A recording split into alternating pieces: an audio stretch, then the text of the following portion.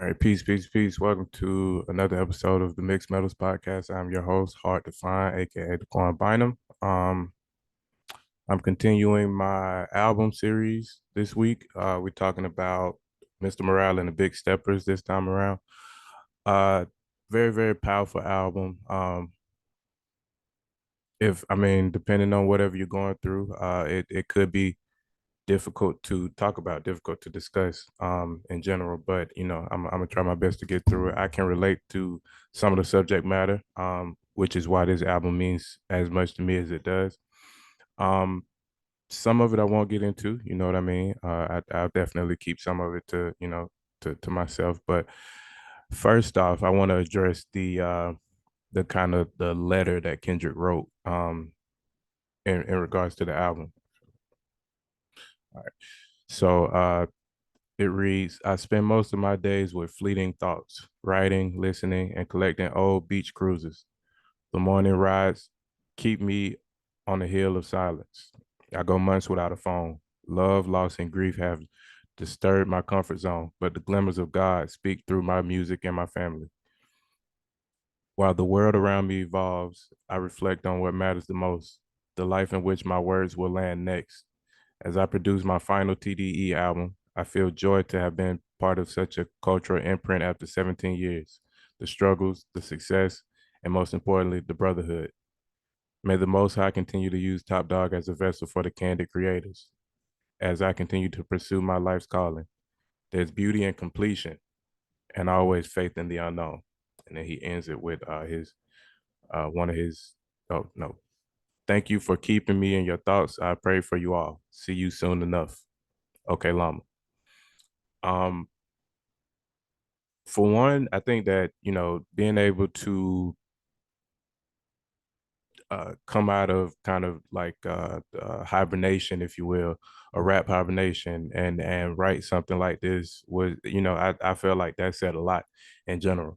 Um, and as far as how this relates to 444, I feel like 444 was an album about a super mega rap star, going through like being in the public light and going through a scandal, a bit of a scandal. As far as the elevator incident and the cheating allegations and all of those things, and how he's grown from that, learned from that, and how they've grown from that and learned from that, separately and as a unit. Uh, and I think that it showed, 444 showed the strength of a woman in general. I believe that there, the amount of forgiveness a woman has in her heart is just unmatched, in my opinion. I think that the patience and some things the opposite sex or the same sex in some cases may get on our nerves to a beyond all bounds, but there is a certain amount of forgiveness and patience and understanding that sometimes that a woman has that just can't be it can't be explained. And I think that both of these albums address those things. I think that Kendrick directly calling out his partner Whitney and on several songs on this album, um, just showed her like her strength in general, her character and her integrity and those types of things. So let's get into the very first track, which is just starting off strong, United in Grief. Um, the very first words are, I hope you find some peace of mind in this lifetime. And I think that that in and of itself is like so multi-dimensional. I hope you find some peace of mind in this lifetime. It addresses the fact that we don't know what happens after this. After we pass on in this life, who knows what happens? We can assume, we can read several things, we can study and these kind of things, but truth be told, we have no clue what happens once we pass on from this earth. um and just I hope you find some peace of mind. That kind of just goes on from Kendrick, saying that he's prayed for us all and he'll see us soon enough in the letter. And Just praying for peace, because continuing from his last album, which was Damn, it had a lot of I won't necessarily say biblical references, but just had a lot of moral values in it that, that maybe we should or shouldn't live by. Um, and so I think it's kind of a continuation, but at the same time, is a new beginning. You know what I mean? So above all else, he could have said, or they could have said, I hope that you find all the wealth that you're looking for. I hope that you find all the happiness that you're looking for. I do think that happiness and the peace of mind are two completely different concepts. I think that, uh, it is so poignant for him to have said, I hope you find some peace of mind in this lifetime. Um, and then, Kendrick gets into his, his rapping. It starts off kind of like a play. You hear the fading voices in the background. Tell him about this, tell him about that, tell him that you tell him that, tell him this, tell him that. And then he starts rapping. Well, he starts off by saying, I've been going through something. And I don't want to like overdo it, but I think that even that, he counted 1,855 days, which I believe is the time between Damn and this album. And I think that instead of him saying, just opening up and just saying straight up what he's been going through, we're at the beginning of an album where the same thing with 444, where it started out, we killed off Jay-Z, the rapper, and we're talking to Sean Carter, the person. And I feel like in this album, we're at a point where we are talking to Kendrick Lamar Duckworth, the person, but he is kind of at this point at the very beginning afraid to truly open up. He just says, I've been going through something. Um, and then he starts talking about, the first line of his verse is, what is a bitch in a miniskirt? A man in his feelings with bitter nerve. What is a woman that really hurts? A demon, you better off killing her. Um, so, he just, I feel that uh he starts off kind of hot. He starts off addressing the current state of affairs as far as like where we are in the world, the political social commentary that's going on. And I think that he is at the end of it all, he says, I grieve different. um, he mentions the fact that he's bought a G wagon and he's bought all these cars and he's had like millions and millions of dollars, and for a long time at this point, he's bought jewelry, he's bought all of that stuff, but what does it actually mean? You know what I mean? He grieves different. Is he buying these things to kind of heal wounds, or is he buying it and it's opening up new wounds? You know what I mean? We don't know, but we just know that he grieves differently than probably, and we all agree different, obviously, but just this is Kendrick giving his side of the story, if you will. The next song, N95, which I believe is the mask that we were wearing during the pandemic, that some people were wearing during the pandemic, the COVID-19 pandemic. Uh, so let's see it, and again, it started out like each, well, not each song, but a lot of the album started off like each song on the album, almost every song on the album started off as like a part of a play.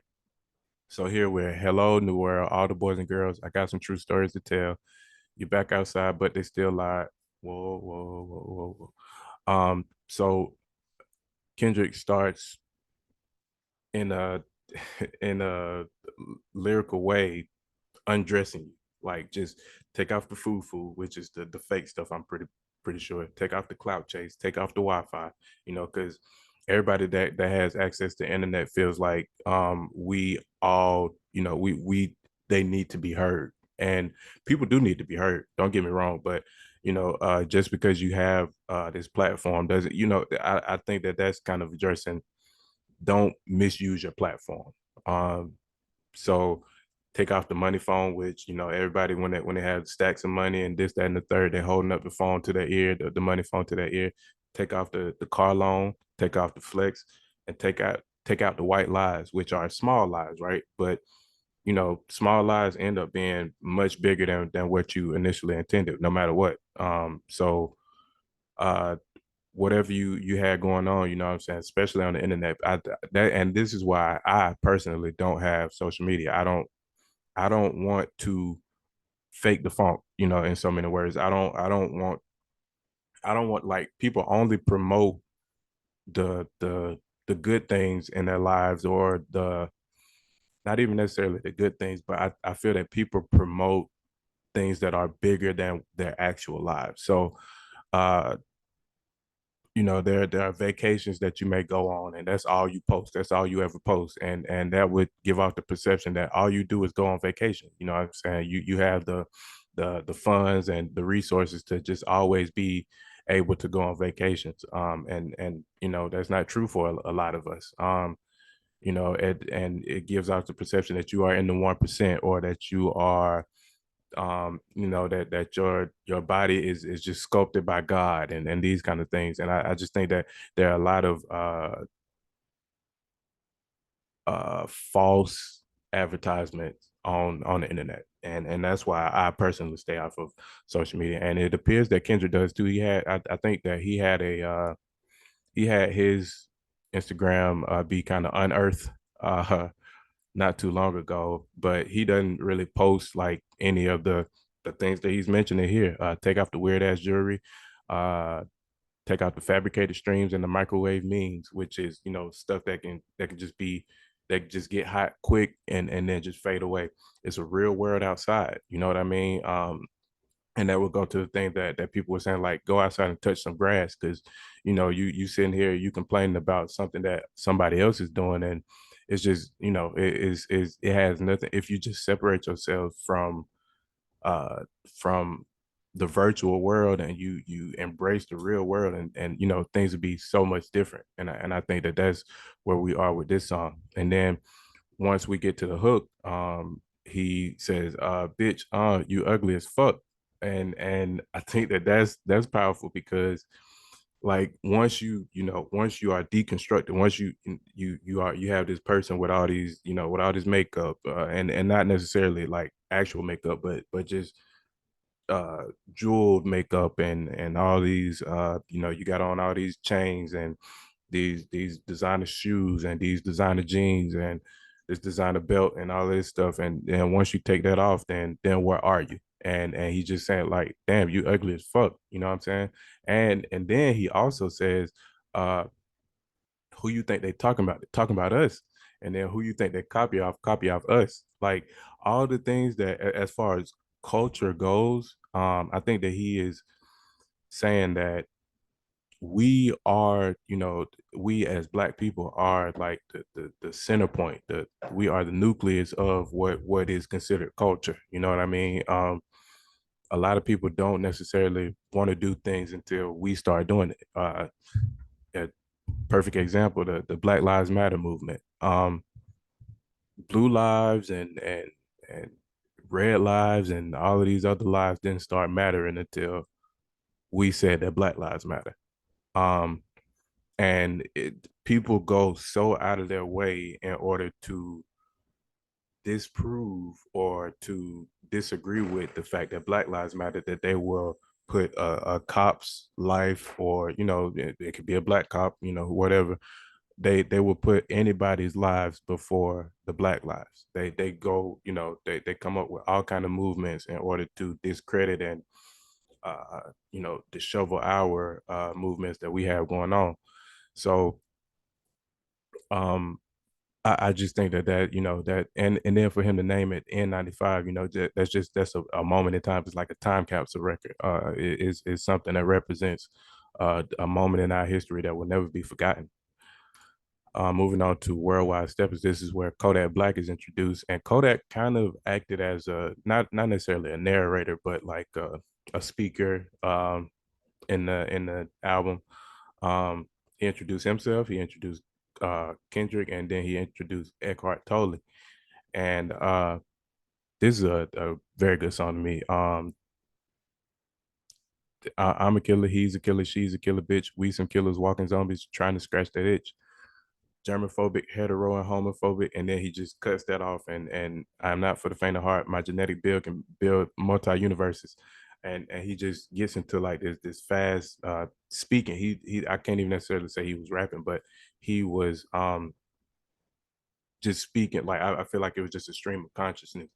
And as far as the I'm a killer, he's a killer, she's a killer, and we some killers walking zombies is to me is where um we spend so much time killing each other, like so to speak, like I can't think of the word that I'm thinking of, but um killing each other as like as far as like breaking each other down and destroying each other's confidence and those kind of things.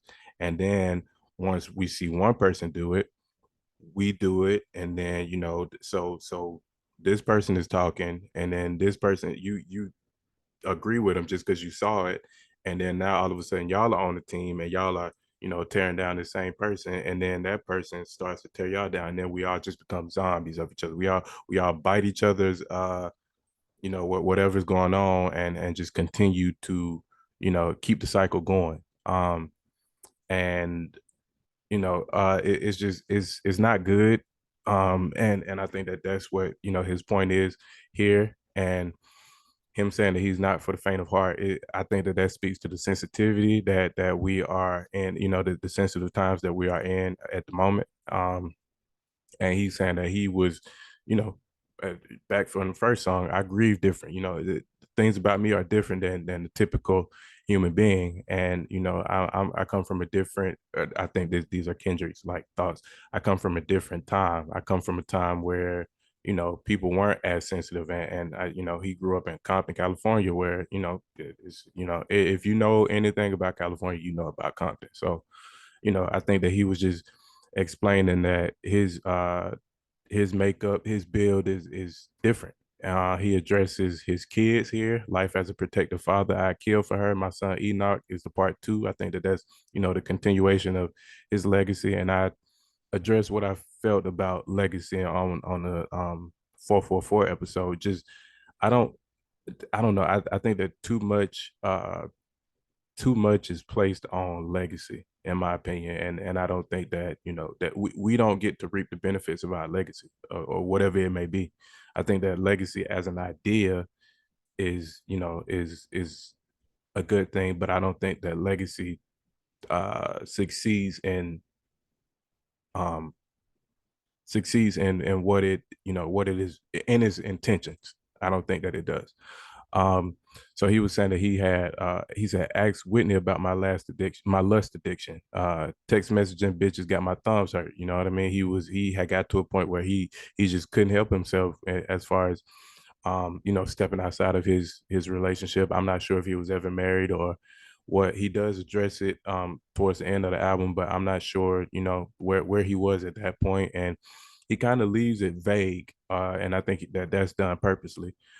He's saying that he writer's block for 2 years, nothing moved me. Ask God to speak through me. That's what you're hearing now, the voice of yours truly. And um, as far he definitely went more spiritual. I would say starting to Pimp a Butterfly, more spiritual, more cultural, and those kind of things. And I think that he has only added to that with each subsequent release. Um, and I think that he had reached a point where his spirituality, like he felt a level of completion to a certain extent. And I think that he got to a point where he just handed it to God, and God took the wheel from there. I think that he was just saying that God was using him as a vessel. um and he he addressed a lot of things on this song. He talked about the first time he had sex with a white woman. He talked about how it could have been like looked at as kind of a revenge. Her dad is who arrested her uncle and locked him up, and so he's saying she paid for her daddy's sins.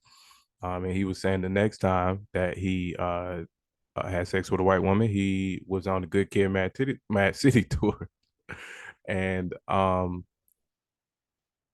if you not like if you have studied Kendrick, or if you know like a lot about Kendrick, you know that his girlfriend, or his partner that he's had for all these years has been his partner that he's had since high school. I'm not sure if they were on or off. I don't want to know or anything like that, but uh that kind of keys in, where we are, like as far as his addiction, how bad it had gotten even early on. The Good Kid, Mad City tour was over 10 years ago. You know what I mean? So he said, Whitney asked, did I have a problem? I said, I might be racist. Ancestors watching me fuck was like retaliation.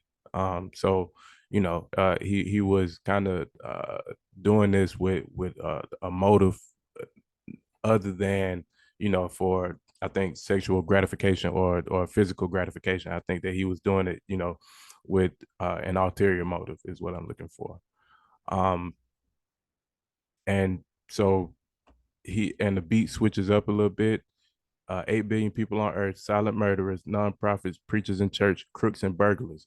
We've long had, these ideas that preachers and things like from church are scams, so to speak. And it has been proven in some cases, it has been disproven in other cases, but there's a large perception that we that preachers and people of these religious institutions aren't the most honest. Um, and I just think that that's a powerful address to that group of people. Let's move on to the next song. Die Hard. Do you love me? I pop the pain away. I slide the pain away. So where he was with this one, he said, I got some regrets. I think that's where the real actual song from Kendrick starts. And then he said, but my past won't keep me from my best, meaning that he's learned from his mistakes. Um, he's human at the end of the day, and he will probably make more mistakes in life, and he's aware of that. He's comfortable with that. He's uh assured in that, and so the mistakes felt like life or death. I can understand that, you know what I mean, like where you feel like you just don't want to mess up, especially when you have certain responsibilities, certain expectations upon you. You just feel like, you don't want to like ruin it, you don't want to screw up. I can, and this is a song where I can relate to, because my relationship with my baby sister. I think that I addressed this on the 444 episode as well, but I had a large part in raising my baby sister, from birth, like from when she was in the hospital. When she was first born, I stayed in the hospital with her and my mama every night. I was 12 years old. It was right at the end of the school year.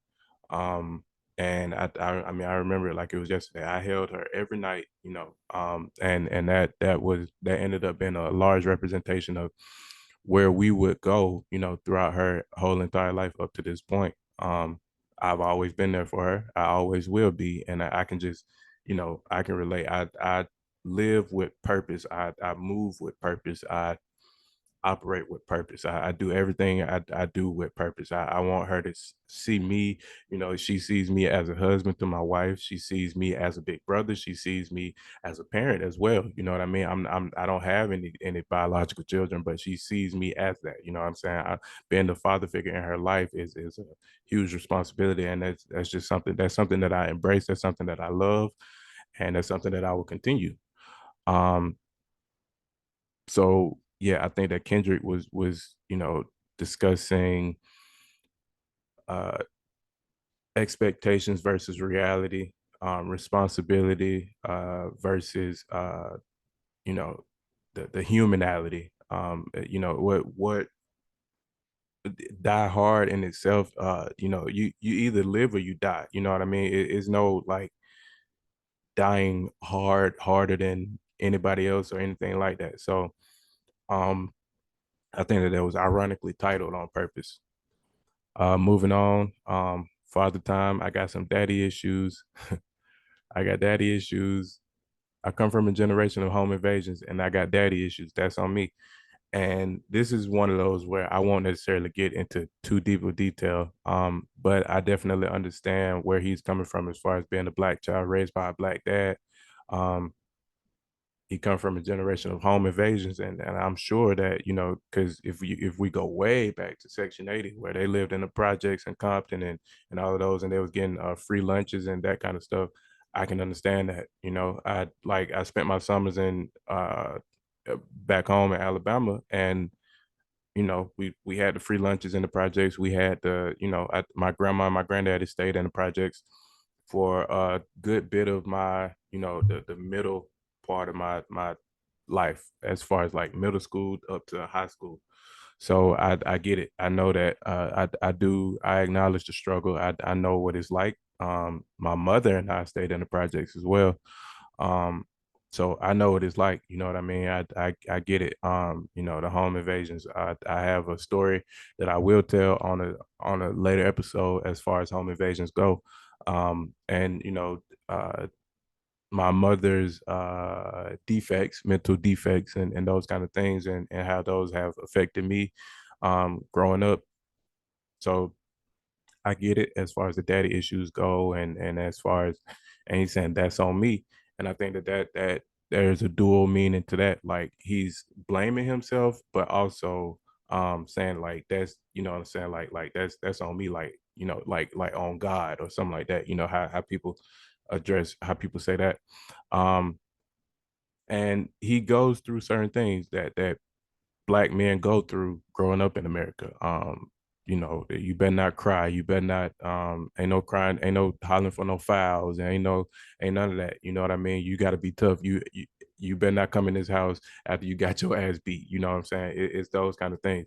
Um, we weren't necessarily instructed to embrace our emotions and our feelings, and that ends up with um, a lot of depression, a lot of just suppressed, subdued feelings of a young black man. And you know what I mean, that can grow into something much worse, and we don't want that. And so I think that he was just addressing the fact that, you know, he is the typical story, being raised by a black dad, uh you know, being raised as a black child by a black dad can be tough, on both parties.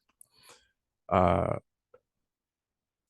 we're gonna skip the rich interlude. Rich spirit, he talks about just living the normal life, and I think that that's taking my baby to school, then I pray for her, because you bitches ain't never been cool. Writing testament, painting pictures, putting the Louvre. That's a definite universal shift. I'm in the groove, and celebrity do not mean integrity, you fool. Um, so he was just saying how, you know, that I'm sure that I think that we all aspire for wealth. I think that that some of us that want the fame don't really realize what we're asking for. Um, I know myself, I would like to be compensated for my work, but I do not want to necessarily be famous. I think that that's a drug at the end of the day. I believe that that's something that that is not for everybody. You see some of the most famous people have taken their own lives in the world, and that's just that's tough. I think that fame is just a powerful thing to have to deal with. And if not handled well, it could crush you.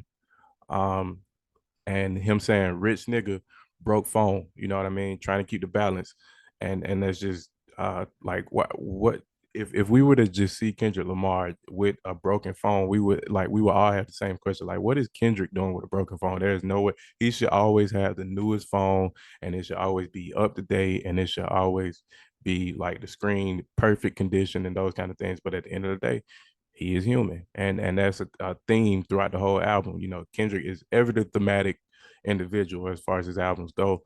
um and he's just trying to be a regular person, and I think that was addressed in the letter. I think that was addressed throughout the whole album. And you know, he calling himself Little Man, which is what his family calls him, apparently. I've heard Baby Keem call him that a few times. I've heard him call himself that back on Humble, I believe. he's just, he just wants to be a regular person and in this life, in this world. And I can understand how, you are a megastar, you're going on a multi-million dollar tour, but at the end of the day, you just want to be able to take your daughter to school, and you just want to be able to do the normal things.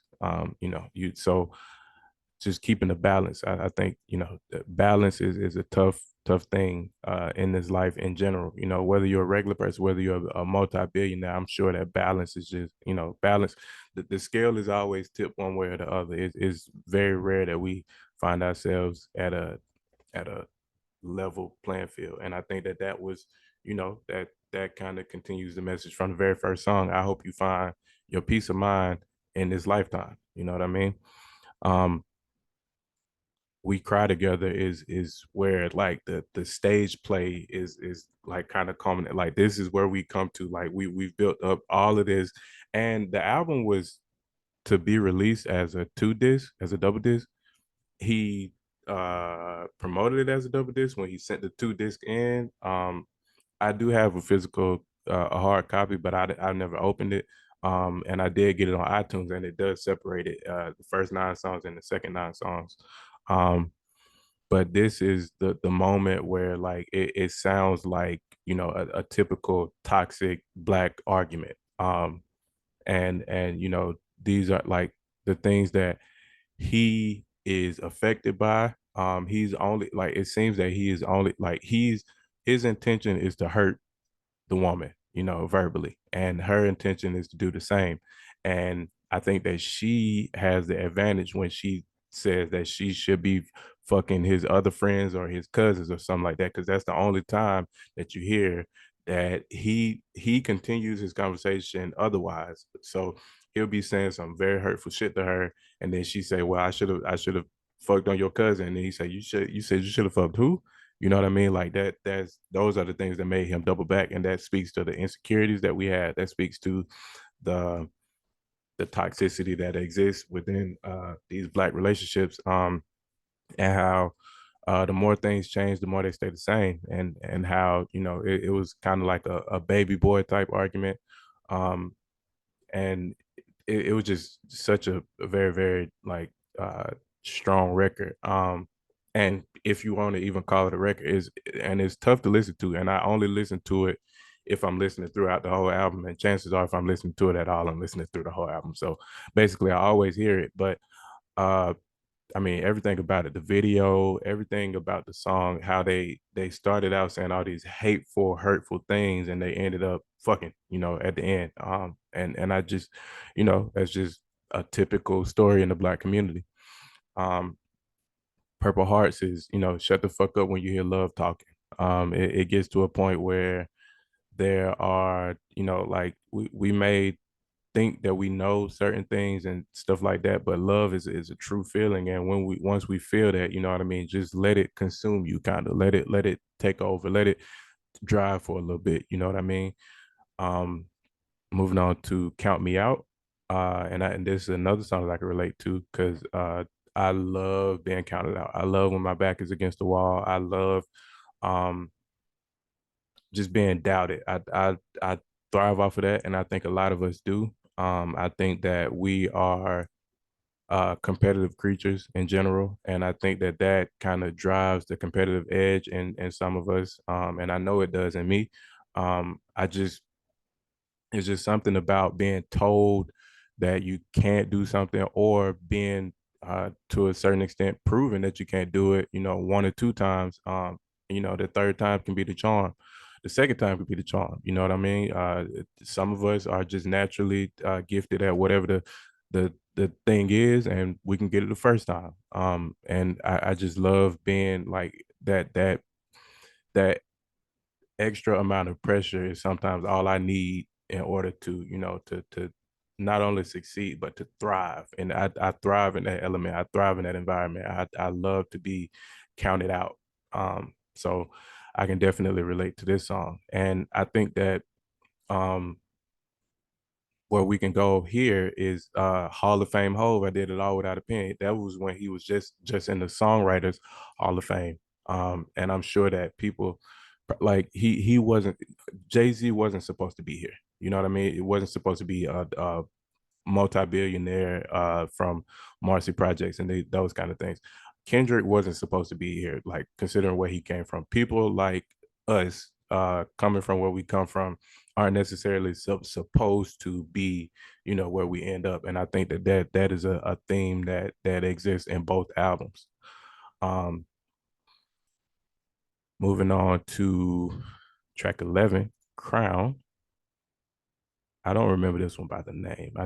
I usually don't remember uh song titles in general. Okay, you can't please everybody. So we have come to the point where Kendrick, is again dealing with that duality of wanting to be successful, um wanting to do good for himself and wanting to do good for others. But at the end of the day, you can have 100 people in a room and at least one of them is going to be disappointed in whatever's going on. You know what I mean? You can be giving everybody a car. You can be giving everybody a car in their favorite color. But okay, so for example, you can be giving me, my favorite colors are red and pink. You could be giving me one of each. But, chances are, uh, not me necessarily, because I'm grateful for things that come my way. But you could be giving me my favorite colors. You can be giving my brother his favorite colors. You can be giving my sister her favorite colors. But maybe my sister don't like the body style, or she wanted a different year, like a later year or earlier year or something like that. It's gonna be something that we all nit, or that not we all, but it's gonna be something that somebody nitpicks, and you just truly cannot please everybody. I You look at that with the presidential approval race, and you look at that with reviews on certain products that you buy. When you see you rarely see a 5.0. If you see a 5.0, it's probably just three or four people that have rated it. It'll probably end up being a 4.8 or 4.9 or anything like that. But it's just, chances are you will not get 100% satisfaction.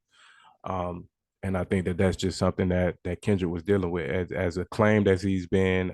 He's had Pulitzer prizes, he's had platinum albums, he's had all of his albums. I think to this point have been critically acclaimed.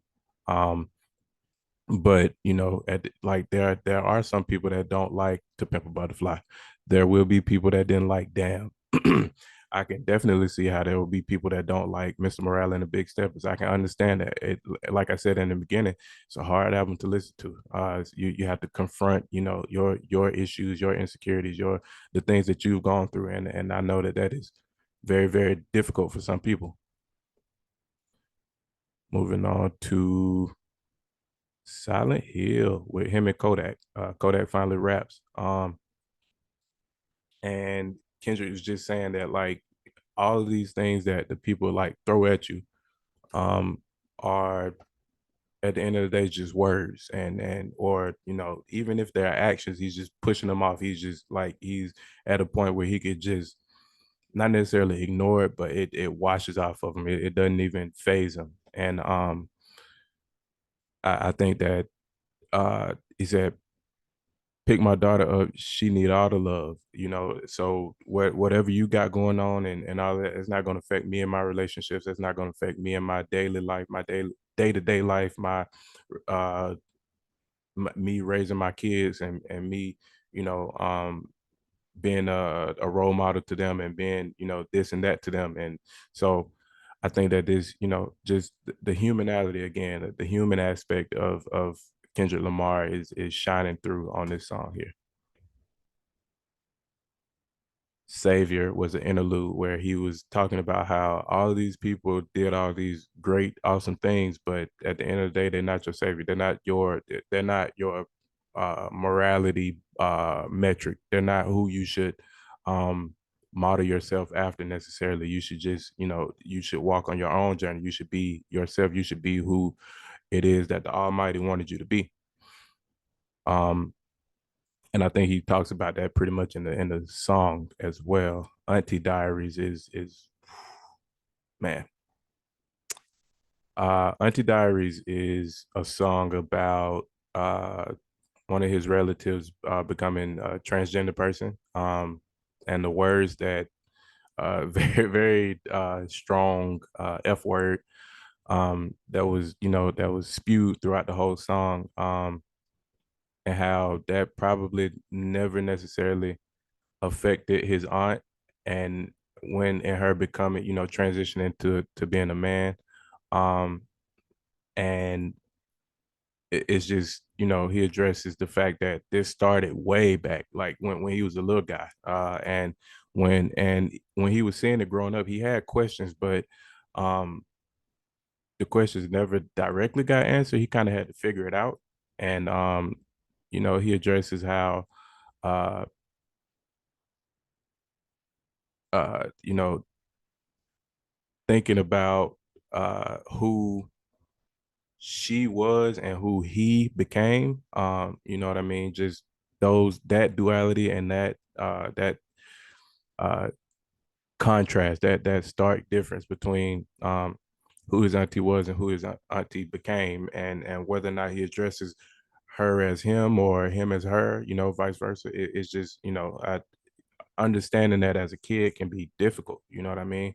And at the same time, it could also be normalized. It can also be something that's completely like you may have your questions and all of that, but the way that they answer themselves naturally, it could just bring it all to a close and just bring you the ultimate level of understanding. And so I think that that's where we became, where we where Kendrick came to his ultimate conclusion as far as who that person is and who that person became. And then at the end of the song, he said the F word a couple times, and then he said, "We could say it together, but only if you let a white girl say nigga."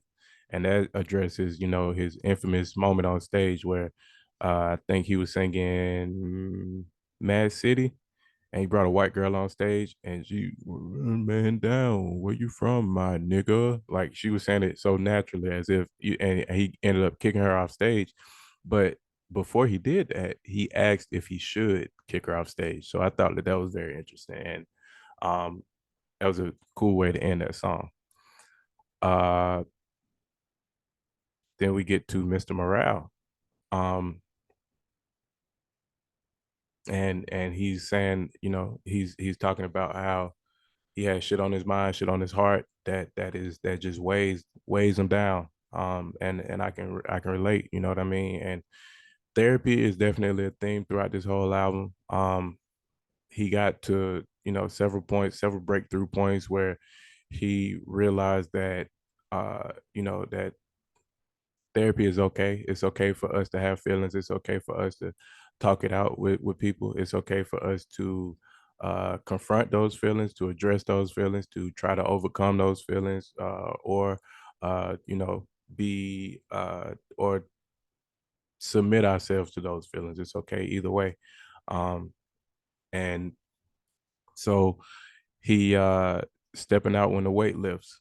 That's what Tana Leon, I think is her name. And she, he was saying how all of these things were weighing down on him heavily. So he stayed inside. He waited for, like, he thought that maybe he could self-heal or something, it'll just pass. Like, this too shall pass, that kind of thing. But sometimes you gotta be active, you gotta be proactive in certain environments, and you gotta get yourself through it.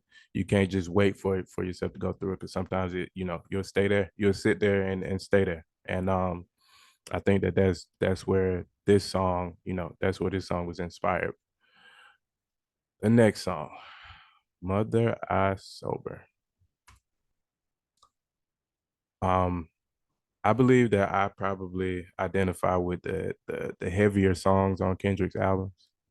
Um, this one being no different. Mother I sober. First words, I'm sensitive. I feel everything. I feel everybody. One man standing on two words, heal everybody. Where I can relate is I love and embrace people. I love to make people happy. I love to make people laugh. I love to make people smile. I love to make people feel good. People around me. And I wish that the world was in such a better place.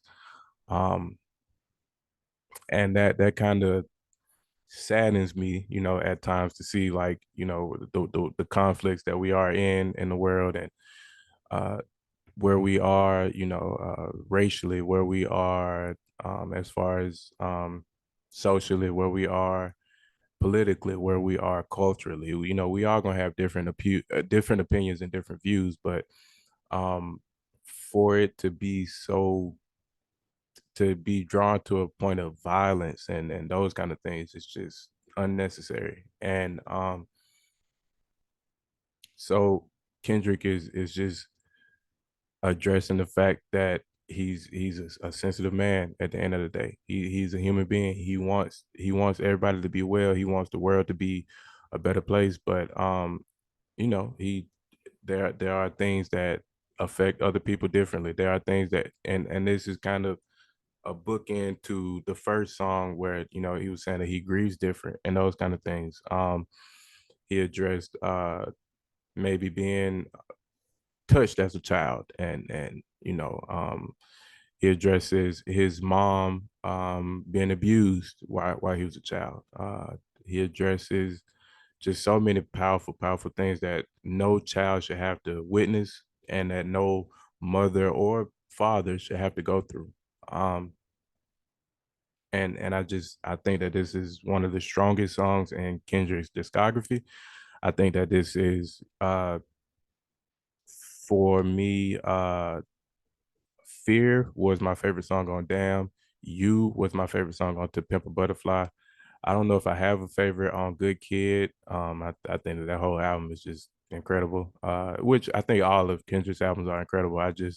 Um, I don't know if I can say that I have a favorite on Good Kid.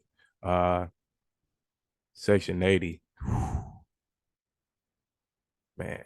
R.I.P. Aaliyah. Whatever that the name of that song was, I like that one probably the most.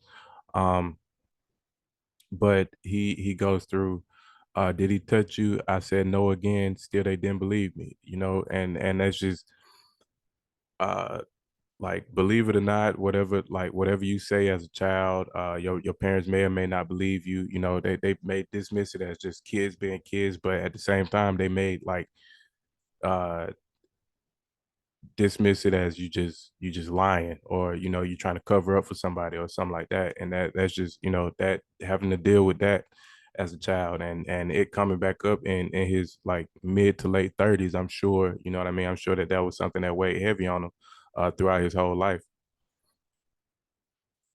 And we end the retail release with Mirror. um and he talks about uh, fame again and the pressures of fame. And he talks about, oh, speaking of, he on Mother I Sober, he talked about Whitney basically doing all she could to save the relationship, whatever it was, marriage, or just a partnership, or whatever. He talks about how she just recommended therapy instead of scolding him for whatever he was going through, or whatever he was doing, whatever he was putting her through. She just recommended therapy, and that again speaks to the strength that I was talking about earlier.